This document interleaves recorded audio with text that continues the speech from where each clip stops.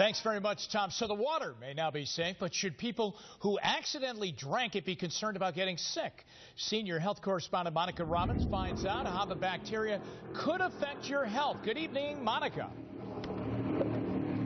Good evening, Jimmy. Yeah, we're out here on Lake Erie, and you and I know this blue-green algae more commonly as pond scum. But what it's called scientifically is cyanobacteria, and when the algae starts to die, it releases a protein called microcystine.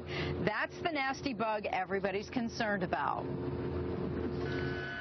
We depend on Lake Erie for our drinking water, but thanks to warm weather and calm water, the blue-green algae loves to bloom. And while it does happen each year, this is the first time it's invaded the drinking water and caused Toledo to place a ban because microcystin levels started to become dangerously high. Usually that's still at a fairly low level.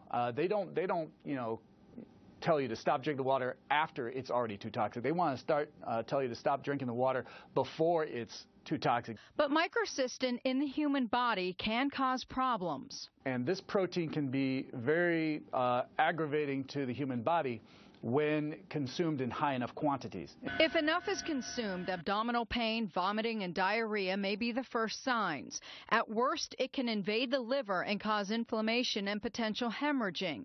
It can also lead to pneumonia and dermatitis and kidney damage. And at the very least, it's an eye and throat irritant. Those at highest risk already have a liver problem, but those with compromised immunities, children and pets, can also be impacted. It's not suitable for you to drink. I would probably say I wouldn't necessarily want my dog or my pet to drink it as well. Now, as for here out in Northeast Ohio in the Cleveland area, we tested the water. It is crystal clear. This is what bottled water looks like. This is what Lake Erie water looks like. Unfortunately, though, boiling the water with the microtoxin in it actually makes the toxin worse. And while there is no treatment for microcystine poisoning, there is supportive treatment you can get. But it's always a good idea to have bottled water on hand. Make sure you have about a gallon of water per person, per pet for 3 days. That's a safe rule of thumb. And also keep in mind it does expire, so you're going to want to change it out every 6 months. Jimmy, back to you. Thanks a lot, Monica. So let's talk about Cleveland now. Cleveland